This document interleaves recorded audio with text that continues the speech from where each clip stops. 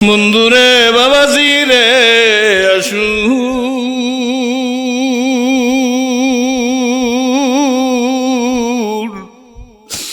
কোন দিন জানি আজরাইল ঘরের কিনারে হানা দেয়।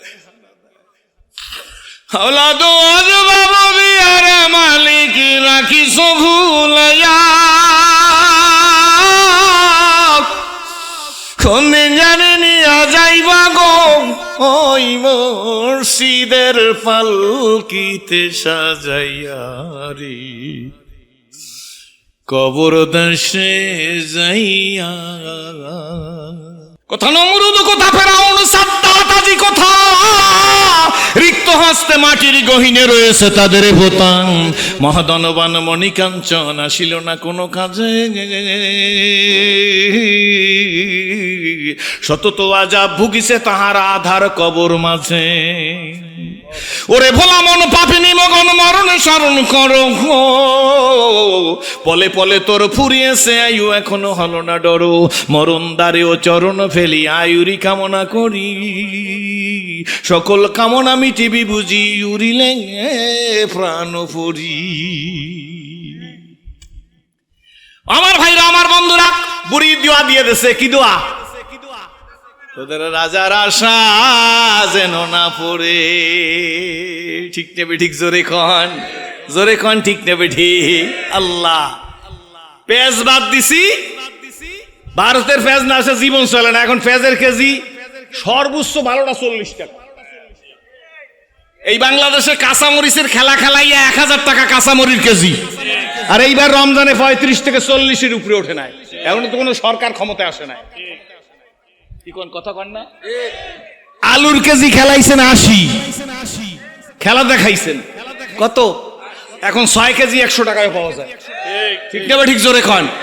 শোনেন, এই জন্য আমি বলছি নাও এমল্ট ইমানদার রাখবেন তাজা, সীসাডালা প্রাচীরের মতো। আমাদের চিকিৎসার ভয় দেখায়, ভিসার ভয় দেখায়, পেঁয়াজের ভয় দেখায়।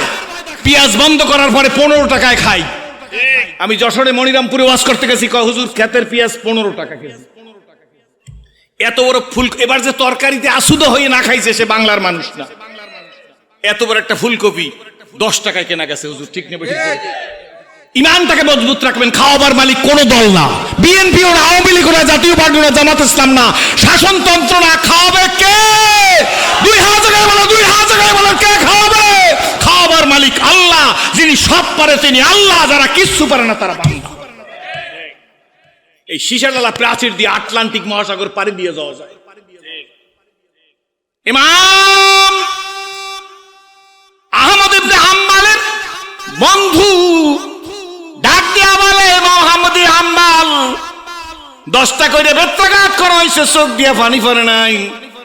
কিন্তু আজকের তোমার চোখ দিয়ে দেখলাম পানি পড়ে। আকাশের দিক তাকাও, ঠোঁট নড়তেছে। ইমাম আহমদ ইবনে হাম্বল বলে, এতদিন এই বেত্রাঘাতে আমি কোনো ব্যথা পাই নাই, কিন্তু যখন আজকে লুঙ্গি খুলিয়া বেত্রাঘাত করার জন্য প্রিপারেশন নেওয়া হয়েছে, তখন আমি আল্লাহর সাথে কথা বলছি। ইমাম আহমদ ইবনে হাম্বলের বন্ধু ডাক দিয়ে বলে, কি বলছো?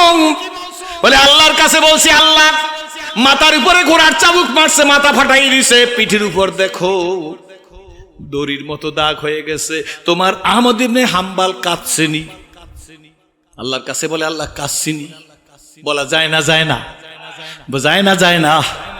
আল্লাহ গো, আমি কাঁদি নাই, কিন্তু আজকের উলঙ্গ করার কথা বলা হয়েছে, আর বরদাস্ত করা যায় না। ইমাম আহমদ ইবনে হাম্বলের বন্ধু বলে, তারপর কি হইল? যখন আল্লাহর কাছে এইভাবে বলতেছি, দেখি আসমান থেকে 2টা হাত বেরিয়ে আসছে, আমার লুঙ্গিটা টাইনা ধরছে উপরের দিকে, কারণ আমার হাতের মধ্যে শিকল বাঁধা ছিল। বন্ধুরে ভাইরে, এই ঘটনার পরে যখন জেলখানার থেকে উনি বের হইল, জেলখানার থেকে বের হওয়ার পরে ইমাম আহমদ ইবনে হাম্বল বাগদাদেন। আল্লাহু আকবার। মিশরে ওনার ওস্তাদ ইমাম শাফি রহমাতুল্লাহ আলাইহি, শাফি রহমাতুল্লাহ আলাইহি স্বপ্নে দেখে, এই অল্প কথা বলে মোনাজাত দিব। শাফি রহমাতুল্লাহ আলাইহি স্বপ্নে দেখে আল্লাহর রাসূলকে। আল্লাহ রাসূল ইমাম শাফি রহমাতুল্লাহ আলাইহিকে ডাক দিয়া বলে, ইমাম শাফি তুমি আমার পক্ষ থেকে তোমার ছাত্র আহমদ ইবনে হাম্বালকে আমার সালাম জানাও, আর বলো ইমাম আহমদ ইবনে হাম্বালের জান্নাতের জাবিন আমি নবী মুহাম্মদ রাসূলুল্লাহ। বন্ধুরে, ইমাম শাফি রহমাতুল্লাহ আলাইহির বন্ধু ছিল, ওই দেশের মিশরের প্রেসিডেন্ট। শুনল ইমাম শাফি রহমাতুল্লাহ আলাইহি আহমদ ইবনে হাম্বালকে চিঠি লিখলো, আহমদ ইবনে হাম্বাল গো, আমার তোমাকে একটু দেখতে ইচ্ছা করে। সুবহানাল্লাহ, ওস্তাদে কয় ছাত্রেরা দেখতে ইচ্ছা করে। ও বন্ধু, ও ভাই, ও বেতাকির মানুষ, মানুষ যদি মানুষের মতো হওয়া যায়, আমার মতো না। আমি সুরাতে মানুষ, ভিতরে মনুষ্যত্ব আছে কিনা জানি না, কি বলেন ঠিক নেবে ঠিক? যদি মানুষ মানুষের মতো হওয়া যায় বাবা, কোনো ভয় নাই। গায়ে দেবে পিটান, অন্তরে অনুভব করবেন মধুর শরবত খাইতেছে। হাটহাজারী মাদ্রাসার মোহতামে মোহাম্মদ শফি সাহেব রহমাতুল্লাহ আলাইহি ওস্তাদ হুসাইন আহমদ মাদানী রহমাতুল্লাহ আলাইহি দেওবন্দ মাদ্রাসায় বুখারী শরীফ পড়াইতেছে, বুখারী শরীফের দর্শ দিতেছে, বুখারী শরীফ পড়তেছে, ছাত্ররা কান্নাকাটি। হঠাৎ করে একটা ছেলে দাঁড়াই গেছে জজবার হালতে, আশেকারা আর জুয়ে দিগারাস বুলবুলারা গুফতেগুয়ে দিগারাস ই জমিরান আসমানে দিগারাস হার গলেরা রঙ্গ বুয়ে দিগারাস। আল্লাহর পাগলদের হালত এক একজনের এক এক রকম। একটা ছাত্র দাঁড়ায় গেছে। কত মাদ্রাসার ছাত্র ওলি আল্লাহ আছে আপনারা জানেন না? কত মাদ্রাসার ছাত্ররা তাহাজ্জুদের নামাজ কাজা হয় না। ছাত্র ডাক দিয়ে বলে, হুজুর, হুসাইন আহমদ মাদানী রহমাতুল্লাহ কত বড় ওলি ছিল জানেন না? ওনার জীবনের অলিত্ব উনি বেড়া দিয়ে রাখছে রাজনীতির কারণে। জোরে কোন সুবহানাল্লাহ। লোকেরা বলছে মৌলভীয়া রাজনীতি করে, উনি আবার অলি হয় কেমনে? আমি জিজ্ঞেস করি, মৌলভীয়া রাজনীতি করলে অলি হওয়ার দরজা আরো প্রসারিত হইয়া যায়। জোরে কোন ঠিক নেবে ঠিক? হুসাইন আহমদ মাদানীকে ছাত্র দাঁড়ায় জিজ্ঞেস করে, হুজুর, মজদুকে যখন লোকেরা পাথর মারতেছিল তখন লাইলি চিৎকার দিয়া বাড়ির মধ্যে বসে বলতেছিল, আমার প্রেমিকা প্রেমিককে কেউ পাথর দিয়া মারিও না।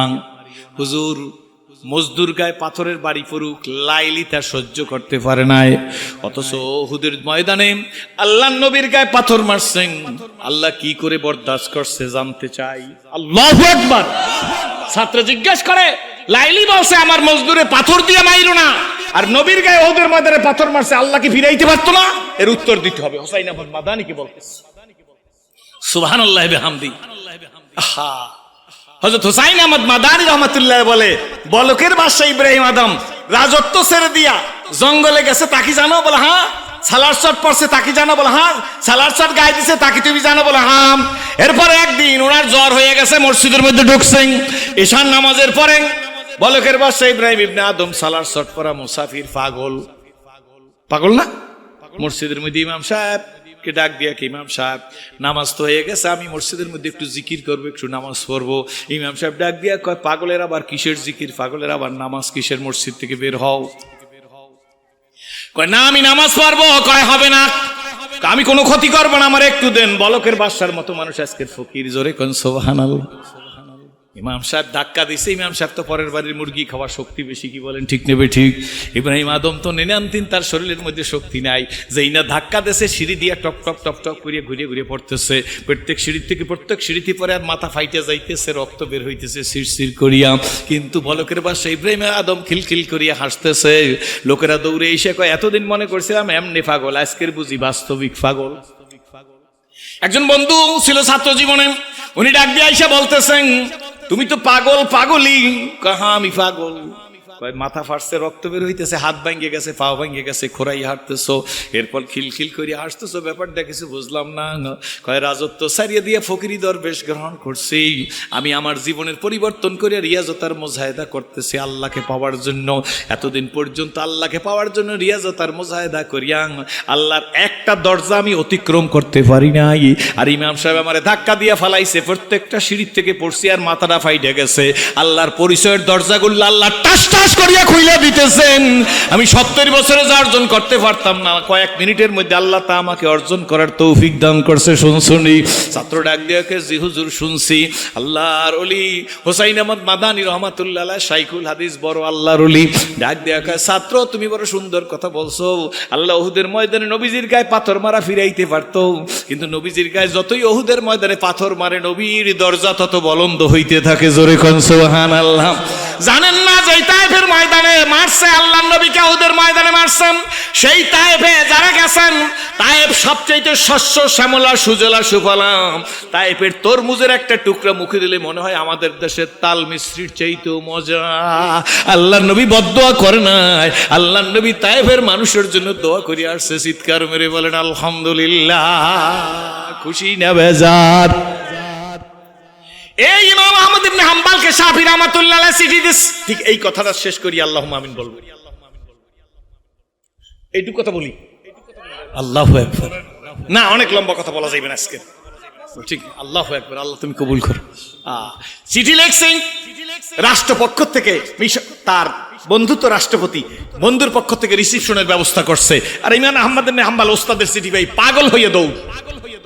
বিভিন্ন পথ, তখন তো রাস্তাঘাটের অবস্থা কি, যে কোনো উপায় যাইয়ে দেশের মধ্যে কাছে রাজকীয় অভ্যর্থনা দিছে, কিন্তু কিছু গ্রহণ করেন। ইমাম শাফি রহমাতুল্লাহ আলাইহির ভাঙা ঘরে ঢুকে গেছে। ইমাম শাফি রহমাতুল্লাহ আলাইহি মেয়েকে ডাক দিয়ে বলে, আমার মেয়ে, আমার ছাত্র, আমার শিক্ষক, মুহাদ্দিস, মুফতি, আল্লাহর ওলি, তার জন্য ভালো খানা তৈরি করো। মেয়েও ভালো খানা তৈরি করছে, খুব ভালো মনোযোগ দিয়ে শোনেন। ভালো খানা তৈরি করছে, খানা খাইতে বসছে।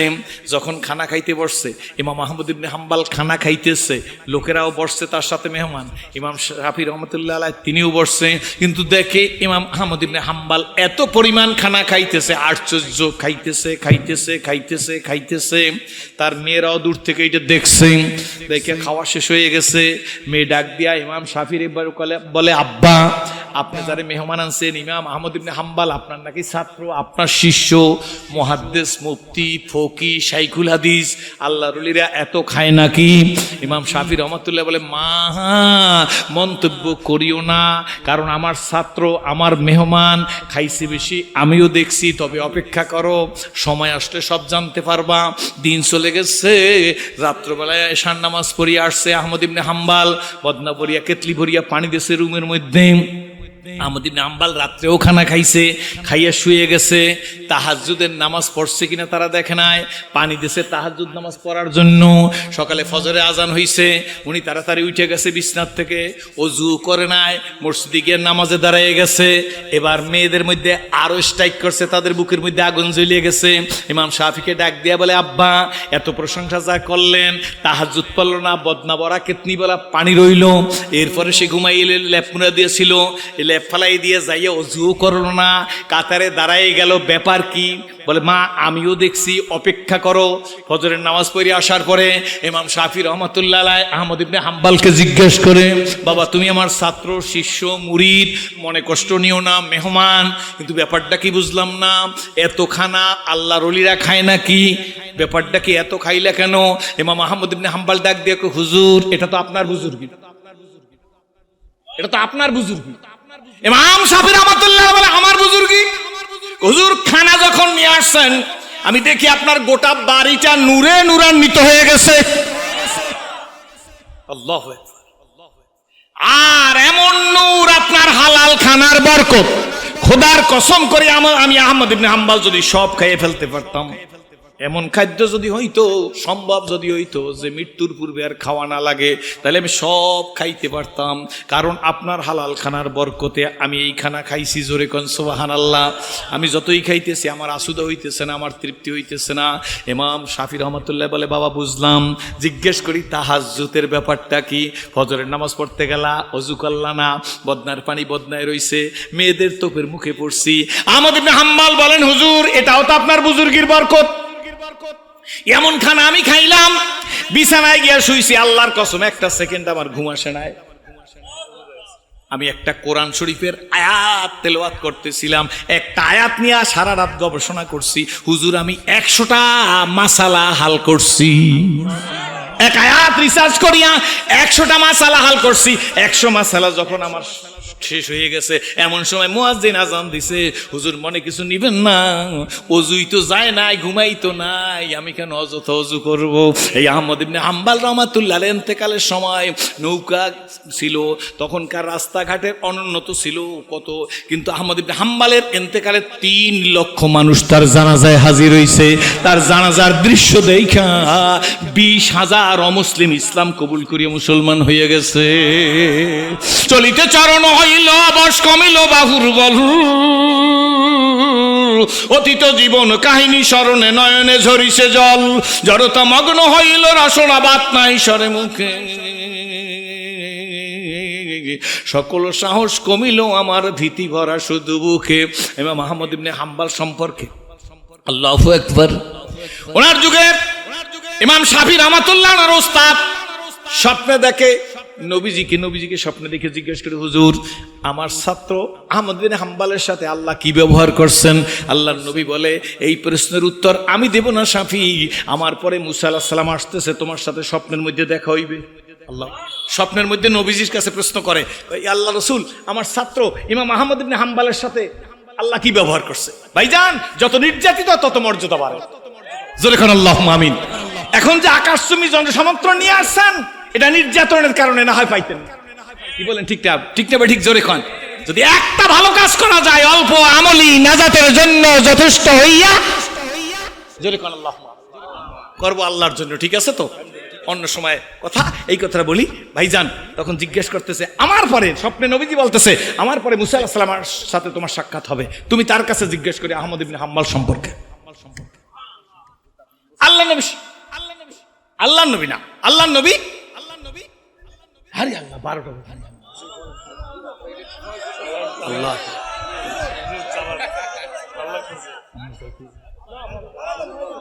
আল্লাহ তুমি কবুল করো। দরকার না 12টা পর্যন্ত না, কারণে ইমাম শাফি রাহমাতুল্লাহ আলাইহি আল্লাহ নবী স্বপ্নে বলে, আল্লাহু আকবার, কষ্ট হইতেছে, দাদে হকরা কাবিলিয়া শর্তে নিস বলকে শর্ত কবুলিয়া দাদে উস্ত, জোরে কোন সুবহানাল্লাহ। দাদে হকরা কাবিলিয়া শর্তে নিস বলকে শর্ত কবুলিয়া দাদে, যোগ্যতার কোনো দাম নাই, দাম হইল কবুলিয়াতের। জোরে কোন ঠিক নেবে ঠিক। কত যোগ্যতা সম্পন্ন মানুষ,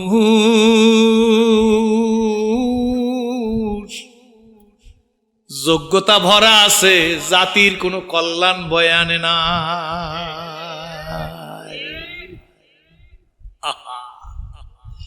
কোন কল্যাণে আসে না, কারণ সব মানুষ দ্বীনের খেদমত করতে পারে না। ঠিক নেবে ঠিক জোরে কোন ঠিক নেবে ঠিক জোরে বলেন। কি বলবো, একটা দাখিল মাদ্রাসার নাইট গার্ড, তার চাকরির জন্য 3 লক্ষ টাকা অ্যাকাউন্টে দেওয়া লাগছে, তারপরে চাকরি, পরবর্তী সময় 7 লক্ষ টাকা দিয়ে দাখিল মাদ্রাসার নাইট গার্ড হয়েছে। আমাদের কাছে খবর আছে। আমাদের মৌলবী টুপি মাথায় দিলে আপনারা বোকা মনে করিয়ে না যে এরা কিচ্ছু জানে, আমরা সব জানি, কিন্তু করব কি?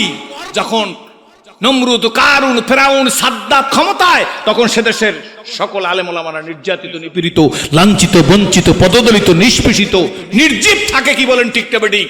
সত্য না মিথ্যা জোরে বলেন। কিন্তু সেই ক্ষেত্রে সামথিং রং, আমাদের ভুল হবে।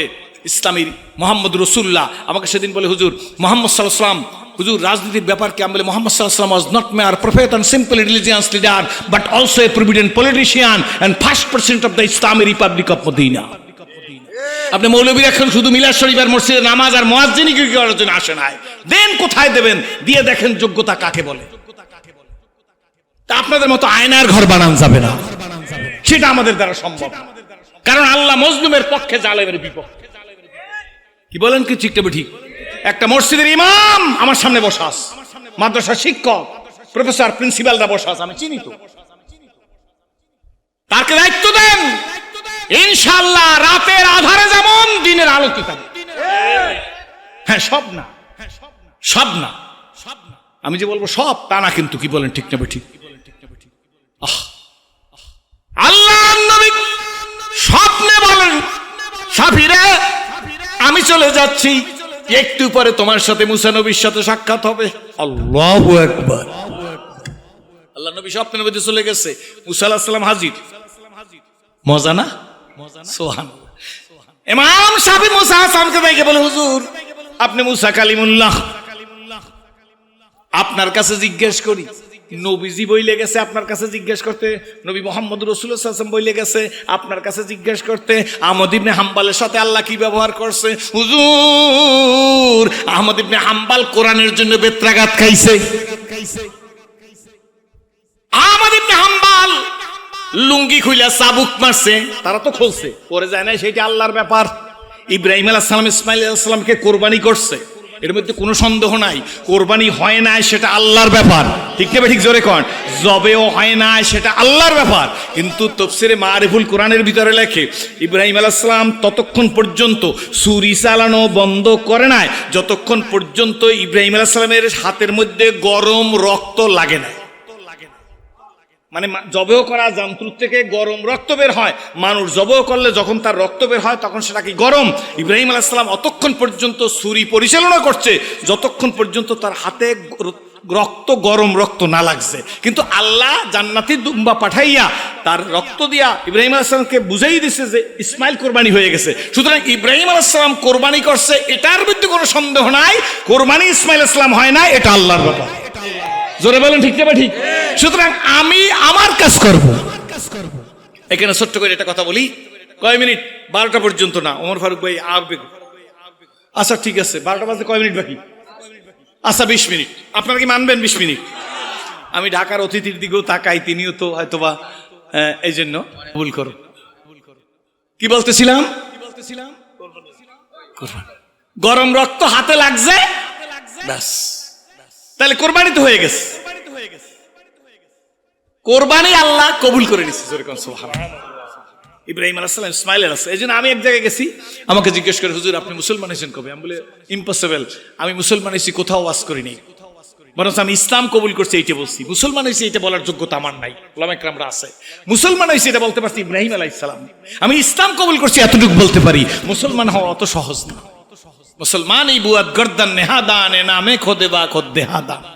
মুসলমানি ওইটাকে বলে, একটা ঘোড়ার লাগাম যখন মালিকের হাতে থাকে, লাগাম লাগাইয়া তখন ঘোড়ার নিজের কোনো শক্তি থাকে না, ওটা ডান দিকে টান দিলে ডান, বামে টান দিলে বাম, সামনে যেতে বললে সামনে, থামতে বললে থামনে। ঘোড়ার হাতে কোনো ক্ষমতা থাকে না, ঘোড়ার মাহুতের হাতে ঘোড়ার চাবি থাকে। ঠিক মুসলমানের জিন্দিগি, আমার দিকে তাকান, মুসলমানের মাত্র 20 মিনিট সময়, এই মুসলমানের জিন্দিগির নাম এইটা যে ঘোড়ার লাগাম লাগাইছি, এই কোরআনের কাছে ফুললি কমপ্লিটলি আত্মসমর্পণ করছি। এখন আমার নিজের ইচ্ছায় এই জিন্দিগি পরিচালনা করার কোনো জো নাই। ব্যক্তিগত জীবন, পারিবারিক জীবন, সামাজিক জীবন, রাজনৈতিক জীবন, অর্থনৈতিক জীবন, সেরাত সুরাত, কথাবার্তা, লেনদেন, আমল আখলাক, লেবাস পোশাক। আমার সেদিন একজনকে, হুজুর অমুক মন্ত্রী দাড়ি রাখছে। আমি বলে, বেড়া দাড়ি রাখে নাই, দাড়ি কামায় নাই। বুঝেন নাই কথা? আমি দাড়ি রাখে না, না সময় পায় না, তাও না, রাজনীতি করেন, বুঝেন না। ওমর ফারুক বইতে আমার শোনেন, আমি বলে দাড়ি রাখে নাই, জেলের ওনার দাড়ি যে কামাই দেবে তিনিও তো কয়েদি। কয়েদির বাপের কাছ থেকে 3 লাখ টাকা ঘুষ কইরা ওই কয়েদির আরেক বাইরে দাখিল মাদ্রাসা চাকরি দিছে। ওই জের ওই কয়েদির মধ্যে আছে, বেলেট গালে না দিয়ে গলায় দিতে পারে, এই বাইতে দাড়ি কামায় না। বুঝেন নাই কথা? কথা বুঝছেন নি? তো ওই কয়েদির বাইরের কাছ থেকে 3 লাখ খাইছে, এই রাগ না কি? এখন কয়েদির হাতে যেতে করবে, দোস্ত তোমার এইবার সুযোগ পাইছি, ওনারে ধরেন না, আমার ধরছেন। কি নেতার নেতা চিন্তা করেন আল্লাহ। হ্যাঁ রে ধরছে, হ্যাঁ কয় আমারে ধরলেন, আমি এলে ছাগল, এইটা এলে পাগল। আল্লাহু আকবার। আমি বললাম যে দাড়ি রাখে নাই, দাড়ি কামায় না। আহ কি দাড়ি জনৈক ব্যক্তির বাঁচার জন্য, ব্যাস শেষ। এটা গাল ভাঙ্গা তো, এই যে দাড়ি রাখছে, গালটা একটু মোটা মোটা দাও, দাড়ির মহব্বতে রাখে না, তাহলে জবাই হয়ে গেল, দাড়ি কাটতে পারতো না। কি বলেন ঠিক নেই? যাই হোক, সে কথা বলার কোন দরকার নাই। কোন পর্যন্ত গেছিলাম, শেষ করবো এবার। ইমাম আহমদ ইবনে হাম্বাল রহমাতুল্লাহ আলাইহি সম্পর্কে বলে, মুসা আলাইহিস সালামের কাছে জিজ্ঞেস করতেছে। মুসা আলাইহিস সালাম স্বপ্নের মধ্যে আসছে যে ইমাম আহমদ ইবনে হাম্বাল কোরআনের জন্য জীবন দিচ্ছে। আমি একটা কথা আপনাদের কাছে জিজ্ঞেস করি, কোনো দলীয় স্লোগান নাই, আমি একটা কথা জিজ্ঞেস করি, এই জীবনটা কোরআনের জন্য তৈরি করতে কারা রাজি আছেন? 2টি হাত জায়গা, এক হাত নামান। 2 নম্বরে, আল্লাহ আমি যা বলি আমাকে তোমার জন্য বলার তৌফিক দিও। আমি আপনাদের কাছে বলি, যদি প্রয়োজন হয় শোনেন, আমি ঈশান করে ম্যাক বলছি, কিন্তু কি বলেন ঠিক নেবে ঠিক? যদি প্রয়োজন হয় সত্যিকার অর্থে শোনেন, আমার পীরে কি বলছে, আপনার পীরে কি বলছে, এইগুলা মাঠের কথা না। শোনেন, আমার পীরে জোরে জিকির করতে বলছে, আমি জোরে জিকির করব। আপনার পীরে আস্তে জিকির করতে বলছে, আস্তে জিকির করবেন। আপনার পীরে লতিফা জিকির করতে বলছে, লতিফা জিকির করবেন। কিন্তু অন্যায়ের প্রতিবাদ করব সব মুড়ির মর মতো মিল্লা। কারা রাজি? হাতের মধ্যে হাত দিয়া কন, হাতের মধ্যে হাত দিয়া কন, হাতের মধ্যে হাত দিয়া কন। অন্যায়ের প্রতিবাদ করব, দেশ রক্ষা করব, জাতি রক্ষা করব, মানবতা রক্ষা করব, স্বাধীনতা সার্বভৌমত্ব রক্ষা করব, একতাবদ্ধ হইয়া। কারা রাজি? হাত জায়গায় বলেন। এই জন্য যদি কোরআনের জন্য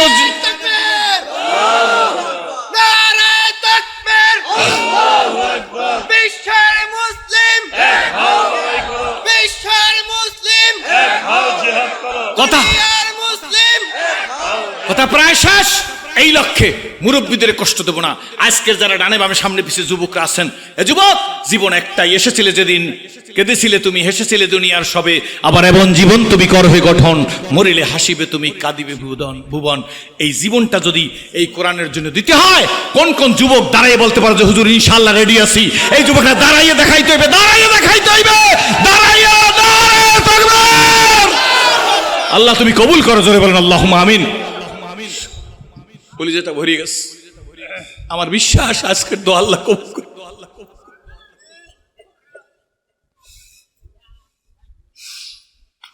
ইমাম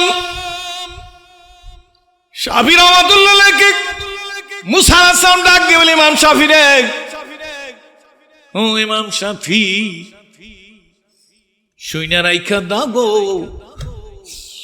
আল্লাহ আহমদ ইবনে হাম্বলকে মাফ করিয়া দিছে। শোনো শাফি, শুধু মাফ করে নাই, আহমদ ইবনে হাম্বলকে সিদ্দিকিনের মর্যাদার দরজা দিয়ে দিছে। ইমাম শাফি শোনো গো, আল্লাহ আহমদ ইবনে হাম্বলকে বলছে, এ আহমদ ইবনে হাম্বল, আমার কালামের জন্য উলঙ্গ করা হইছে, আমার কালামের জন্য চাবুক মারা হইছে। ইমাম আহমদ ইবনে হাম্বল, আমি আল্লাহ তোর দিকে চাই আছি, তুই আমার দিকে তাকাই থাক। আল্লাহু আকবার। বন্ধুরে, বাবাজি রে, আসু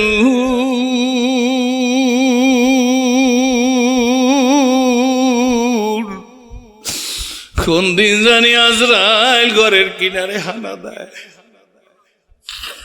औलादो अजबाब बियार मालिक राखी भूलया, কোন দিন জানি নিয়া যাইবা গো ওই মুর্শিদের পালকিতে সাজাইয়া রে, কবর দেশে যাইয়া, একা কবরে, বলো একা কবরে, যুবক বলো, একা কবরে কেমনে রে থাকবো ভাই বন্ধু, বাপ মা সারিয়া রে। ওমর ফারুক কান্দে রে, ঢাকার মেহমানে সাক সরকার সাহেবকে আমার বাবা রাত্রে পাহারা দিছে। ছেলের বস, ছেলের বড় ভাই, ছেলের রাজনৈতিক ব্যক্তিত্ব আমার বাড়ি আসছে, যদি কোনো ক্ষতি হইয়া যায় মনে কষ্ট পাইবে, বুড়া মানুষ লাইট নিয়ে পাহারা দিছে। আজকের আমার প্রিয় ওমর ফারুক কাঁদে, সাক সরকার বাড়ি ঠিকই আসলো, বাবার লাইট নিয়ে সাক সরকারের মুখ দেখতে পারলো না। এমন যারা বাবাকে হারাইছেন বন্ধু, ঈদের দিন মার জন্য কাপড় কিনছেন, বাজার থেকে কাপড় নিয়ে আসছে, ঢাকা থেকে কাপড় নিয়ে আসছে, এমন মানুষের কথা আমার ডায়েরিতে লেখা আছে। বাবার জন্য লুঙ্গি কিনছে, পাঞ্জাবি শার্ট কিনছে, মার জন্য স্যান্ডেল কিনছে। রাস্তায় আসার পথে বাবা গাড়ি অ্যাক্সিডেন্ট হয়ে দুনিয়ার থেকে বিদায় হয়ে গেছে। যেই ব্রিফকেস বাড়িতে আসছে, মার ব্রিফকেস খুইলাম, মারে দেখাইছে, এই তোমার ছেলে কাপড় কিনছিল। বাবারে দেখাইছে, এই তোমার লুঙ্গি। সন্তান কবরে রাখছে, মা নিয়া কাপড় কবরের বেড়াই খাগা বাবা, কাপড় তো কিনলি, কাপড় পরতে দিলি না। আল্লাহ ওই দিন আসার আগে মালিক মানুষ বানাইও।